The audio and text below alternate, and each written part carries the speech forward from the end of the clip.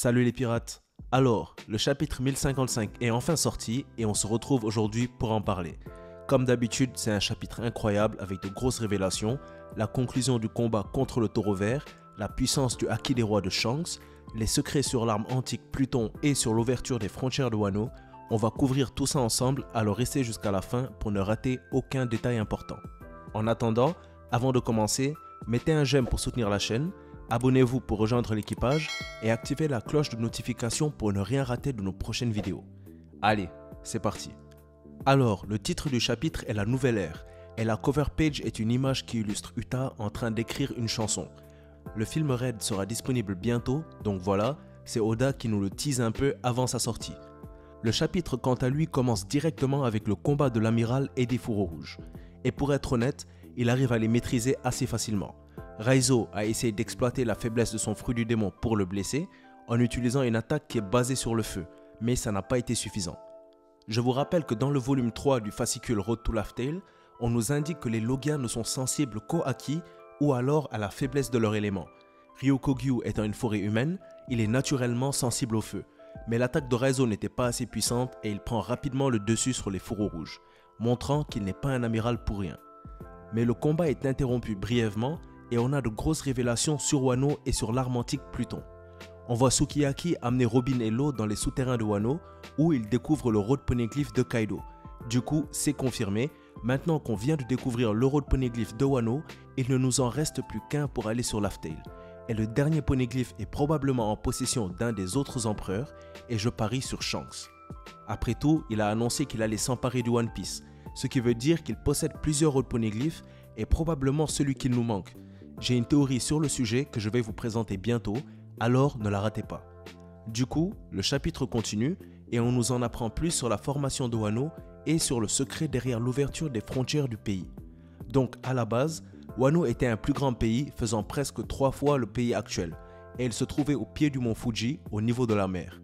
Sauf qu'ensuite, sans nous indiquer pourquoi, probablement pour le protéger, des murs ont été construits qui entouraient le pays. Sauf que l'eau de pluie, au fil du temps, l'a inondé jusqu'à atteindre la partie supérieure des murs, puis a commencé à chuter, expliquant donc le phénomène de la cascade à l'entrée de Wano. Le pays a ensuite été abandonné et un nouveau pays a été construit au-dessus de la cascade, qui est le Wano actuel. La pièce dans laquelle se trouve le road poneglyph est juste au-dessus des ruines de l'ancien Wano et elle est localisée dans la grotte du mont Fuji. L'arme antique Pluton est en fait en dessous de cette pièce, mais même Sukiyaki ne connaît pas sa position exacte. Cependant, pour libérer l'arme Pluton, il faut détruire les murs protecteurs, ce qui veut dire couvrir les frontières de Wano, veut en fait dire libérer l'arme antique. Ce qui explique aussi pourquoi Oden voulait autant ouvrir les frontières avant l'arrivée de Joy Boy. Toutes ces informations sont transmises en fait au sein de la famille du shogun, ce qui explique pourquoi Sukiyaki et Oden sont au courant des détails sur Pluton. On sait aussi qu'Oden a découvert le One Piece, l'histoire du siècle oublié et la venue du futur Joy Boy. Donc, il voulait en fait libérer l'arme antique pour ce dernier afin qu'il puisse l'utiliser lorsqu'il défiera le gouvernement mondial pour libérer le monde des forces sombres qui le gouvernent.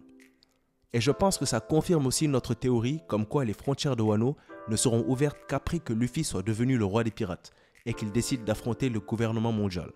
Donc, Luffy retournera à Wano dans le futur et Oden faisait référence à cette arrivée de Joy Boy lors de sa prophétie. Après cette explication sur la formation de Wano et l'arme antique Pluton, on revient au combat contre Aramaki. Très vite, on voit que l'amiral a maîtrisé tout le monde, y compris Yamato, qui avait quand même reçu l'ordre de ne pas combattre et a par conséquent été capturé par le pouvoir de Ryokogyu. On voit Momo qui veut continuer à se battre seul et il réalise en fait que Wano doit pouvoir se protéger d'eux-mêmes et ils ne peuvent pas se reposer tout le temps sur Luffy, Zoro et les autres qui vont en plus bientôt partir.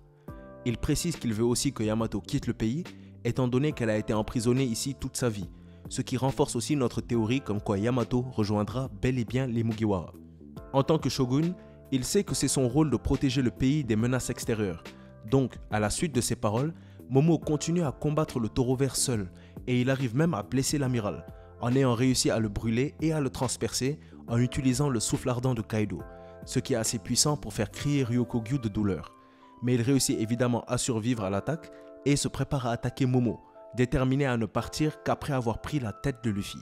Sauf qu'il sent à ce moment-là un haki surpuissant au loin, et on découvre qu'il ne s'agit de nul autre que Shanks. En fait, Shanks est en train d'activer son haki des rois aux abords de Wano et son haki se ressent jusqu'au lieu du combat. D'ailleurs, son haki est tellement puissant qu'il arrive même à paralyser l'amiral et à l'empêcher de se transformer. Sauf qu'après, quelque chose se passe, et je veux votre avis dessus parce que c'est assez confus. Mais il semble qu'à travers son haki, Shanks arrive à communiquer avec le taureau vert. Si ce n'est pas ça, ça voudrait dire que Shanks est assez proche de Wano pour que l'amiral arrive à l'entendre. Mais si Shanks peut utiliser son haki comme ça, alors ça ouvre les possibilités concernant le haki des rois et ça pourrait devenir très intéressant. Il demande à Ryokugyu s'il prend plaisir à intimider des jeunes qui se reposent après avoir changé l'histoire de la piraterie, et s'il a autant peur de la nouvelle ère en se rappelant de Luffy, Momo, Iori et apparemment même je dirais Uta qui est en zone d'ombre, donc on ne sait pas trop vraiment si c'est elle, mais si c'est elle, ça voudrait dire qu'Oda pourrait bien en faire un personnage canon. Mais le taureau vert réalise vite que ce n'est pas un combat pour lui et décide qu'il ne veut pas encore combattre Shanks et son équipage, et donc il prend la sage décision de quitter Wano et d'abandonner le combat. Autant dire que le coup de pression de Shanks a marché. On voit également en fin de chapitre qu'en fait Luffy, Zoro, Sanji et Jinbe, qui sont dans la capitale, étaient en train d'observer le combat au loin et ont tout vu. Le combat de Momo dont ils sont d'ailleurs fiers, le départ du taureau vert et ils ont même senti le haki de Shanks.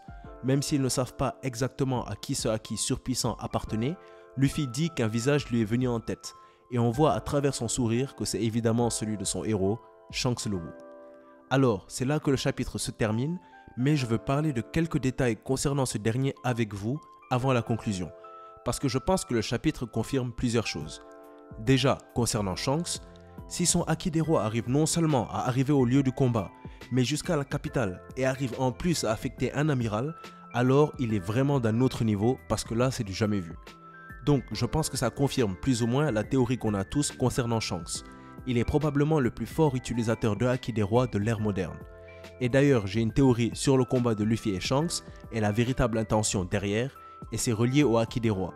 Donc c'est une autre vidéo qui arrive pour vous bientôt, ne vous inquiétez pas, on va en parler. Ensuite, concernant le niveau des amiraux, je pense que le chapitre montre clairement qu'ils ne sont pas à sous-estimer. Après tout, Ryokugyu a réussi à maîtriser facilement les feux rouges, mais aussi il ne faut pas les surestimer, parce qu'on voit clairement la peur sur le visage du taureau vert lorsqu'il ressent le haki de Shanks, qui a même empêché sa transformation. Et en plus, il a clairement dit dans le chapitre que le règne de Kaido est ce qui a empêché la marine et les amiraux d'envahir Wano, voulant dire qu'ils sont réticents à l'idée de se confronter aux empereurs. Mais j'ai aussi l'impression que l'auteur fait de son mieux pour cacher les rapports de force exacts entre les amiraux et les empereurs. Déjà, avec les révolutionnaires au chapitre 1054, malgré qu'il n'ait pas pu les arrêter, on nous fait comprendre que les amiraux ne pouvaient pas se battre à fond, parce qu'ils ne voulaient pas endommager la terre sainte de Marie-Joise. Et là, le taureau vert précise qu'il ne veut pas encore combattre l'équipage du roux, et il se retire stratégiquement. Donc, il ne dit pas qu'il fuit à cause de Shanks uniquement, mais à cause de l'équipage dans son entièreté. Donc personnellement, je pense que les amiraux sont assez forts pour combattre et faire des dégâts aux empereurs, comme on l'a vu avec des persos comme Law pendant son combat contre Big Mom, Zoro contre Kaido, Akainu contre Barbe Blanche, etc. Mais je pense qu'en 1 contre 1, les vainqueurs seront les empereurs. Je pense aussi que certains amiraux sont plus forts que les autres, comme par exemple Akainu et Garp. Mais est-ce qu'ils sont au niveau des empereurs? Ça, on verra avec le temps. Donc voilà, ça c'est mon avis personnel. Du coup, dites-moi selon vous, quel est le niveau des amiraux? Et enfin, je veux parler du potentiel de Momonosuke parce que c'est quand même quelque chose. Il a le corps d'Oden, le fruit de Kaido et les fourreaux rouges pour l'entraîner. Le fait qu'il ait réussi à blesser Ryokugyu est incroyable, même si on sait que c'est plus grâce à la faiblesse de son Logia et qu'on connaît la puissance de la forme dragon du fruit de Momo, ça reste un accomplissement gigantesque et ça montre aussi son courage. Dans le futur, Momonosuke va sûrement devenir un guerrier surpuissant et on attend ça avec impatience. Il pourrait même avoir plus de potentiel que son père, Oden Kozuki. Donc voilà, c'est ce dont je voulais vous parler et c'est tout sur le chapitre. Donc comme d'habitude, c'était une masterclass et vivement le prochain chapitre. J'espère qu'on aura bientôt les primes des Mugiwara et aussi qu'on recevra des nouvelles sur les grands corsaires et sur les autres événements concernant le monde extérieur. Mais en attendant, donnez vos impressions sur le chapitre. Qu'est-ce que vous avez pensé des révélations sur Wano et Pluton, de Momonosuke, mais surtout de Shanks, et aussi quel est le vrai niveau d'un amiral selon vous? Donnez vos avis en commentaire qu'on en débatte. Si vous avez aimé la vidéo ou qu'elle vous a appris quelque chose, mettez un j'aime, n'hésitez pas à la partager, abonnez-vous pour rejoindre l'équipage et mettez la cloche pour ne rien rater de nos prochaines vidéos. N'oubliez pas, si on s'est croisés aujourd'hui, c'est le destin qui l'a voulu. La vidéo touche donc à sa fin, merci d'avoir suivi. C'était Mangamonde et comme d'habitude, c'était un plaisir de faire cette vidéo pour vous. À bientôt les pirates.